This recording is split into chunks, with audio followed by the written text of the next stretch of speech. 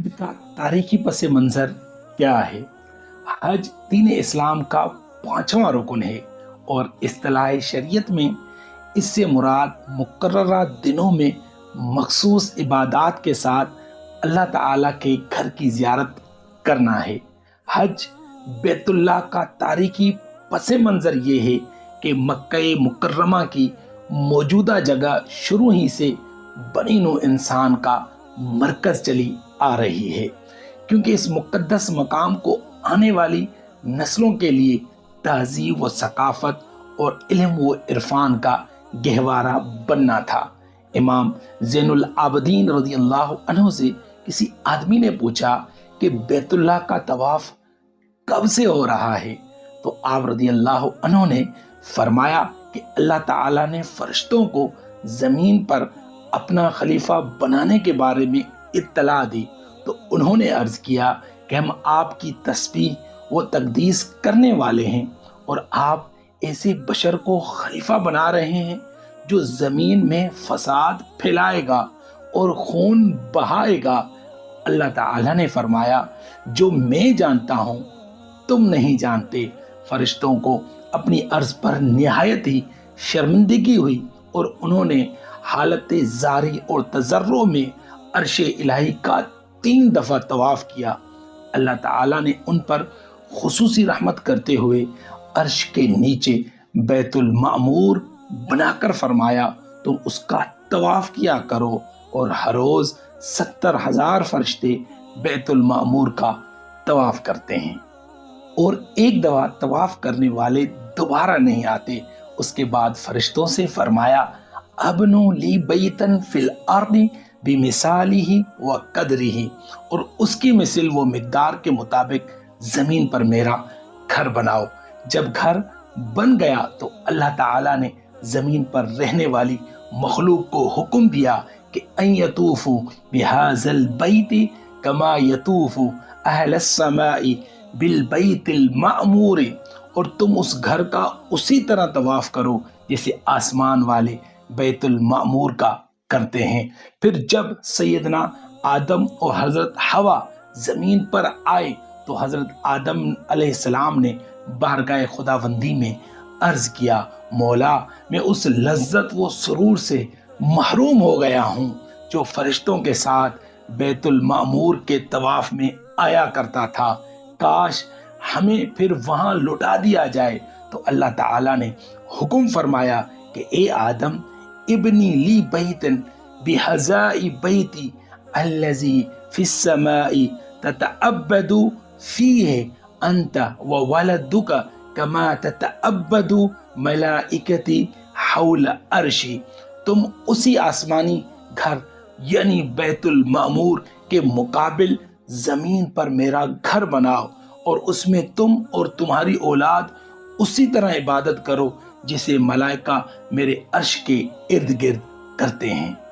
हजरत इब्राहिम अलैहिस्सलाम का दौर आया तो आप अलैहिस्सलाम ने अपने बेटे हजरत इस्माइल अलैहिस्सलाम की मदद से हुक्म इलाही के मुताबिक कदीम बुनियादों पर ही दोबारा तामीर की। और कुरान हकीम में अल्लाह ताला ने फरमाया, इन्न अव्वल बैतिन वुदिअ लिन्नासी लल्लज़ी बिबक्कता मुबारकन व हुदल लिल आलमीन, बेशक सबसे पहला घर जो लोगों की इबादत के लिए बनाया गया वही है जो मक्का मुकर्रमा में है, बरकत वाला है और सारे जहान वालों के लिए मरकज़े हिदायत है। जब तामीर मुकम्मल हुई तो हुक्म हुआ कि तमाम जहान वालों को अल्लाह के घर में आने की दावत दें। इस दावत का जिक्र कुरान हकीम में इन अल्फाज में बयान किया गया है कि वअज़्ज़िन फिन्नास बिल हज्ज यातूका रिजालन व अला कुल्लि दामिरिन यातीना मिन कुल्लि फज्जिन अमीक, और तुम लोगों में हज का बुलंद आवाज से ऐलान करो, वो तुम्हारे पास पैदल और तमाम दुबले ऊंटों पर सवार हाजिर हो जाएंगे जो दूर दराज के रास्तों से आते हैं। हजरत इब्राहिम अलैहिस्सलाम की पैगंबराना दावत के नतीजे में हरम काबा की तामीर के बाद पहले हज का आगाज हुआ।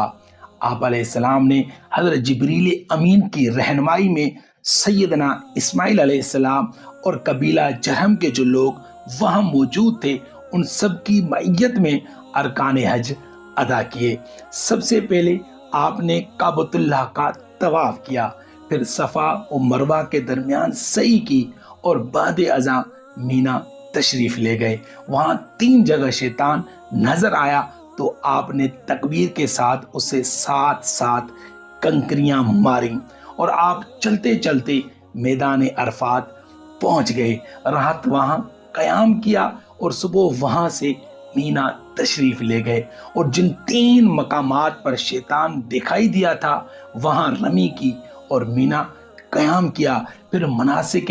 حج سے فراغت کے بعد آپ اپنے وطن ملک شام تشریف لے گئے۔ تاریخی تناظر میں حج کے پس منظر کا جائزہ لیں تو آج ہمیں حج کی وہ ارتقائی شکل نظر آتی ہے جو فتح مکہ کے 1 سال بعد 9 ہجری میں حضرت ابوبکر صدیق رضی اللہ عنہ کی قیادت و سربراہی میں ادا کیا گیا تھا۔ 9 ہجری کا حج 2 طریقوں سے ادا کیا گیا۔ کفار و مشرکین جو اس موقع پر موجود تھے انہوں نے قدیم آبائی طریقے سے حج کی رسوم ادا کی، جبکہ مسلمانوں نے اللہ اور رسول اکرم صلی اللہ علیہ وآلہ وسلم کی متعین کردہ حدود کے اندر رہ کر مناسک حج ادا کیے۔ اس طرح سب سے پہلے مقدس عمارت جو روح زمین پر اللہ تعالیٰ کی عبادت کے لیے تعمیر کی گئی اور انسانیت کے لیے رشد و ہدایت کا مرکز اولین قرار پائی اور قرآن حکیم کی نص قطعی کے مطابق کعبۃ اللہ ہے، جس کی تعمیر اول حضرت آدم علیہ السلام نے کی اور بعد ازاں جلیل القدر پیغمبر حضرت ابراہیم علیہ السلام نے اپنے فرزند حضرت اسماعیل علیہ السلام کی مدد سے اور حکم الہی کے مطابق قدیم بنیادوں پر ہی اس کی دوبارہ تعمیر کی۔ زمین پر ورود آدم علیہ السلام کے بعد سرزمین مکہ کو بنی نوع انسان کی ہدایت کا نہ صرف پہلا مرکز ہونے کا شرف حاصل ہوا بلکہ اس مقام کو عالمگیر دعوت و تبلیغ اور اسلام کے مرکز اور نقطۂ آغاز کے طور پر منتخب کر لیا گیا، اور جس دین حنیف کی بنیاد حضرت ابراہیم علیہ السلام نے سرزمین کعبہ میں رکھی، خاتم الانبیاء حضور نبی اکرم صلی اللہ علیہ وآلہ وسلم کی بعثت مبارکہ کے بعد اس کی تکمیل ہو گئی۔ گویا وہ بیج جو حضرت ابراہیم علیہ السلام نے بواد غیر ذی زرع میں بویا تھا، صدیوں بعد نمو پا کر ایک شجر سایہ دار کی صورت سارے عالم پر سایہ فغن ہو گیا۔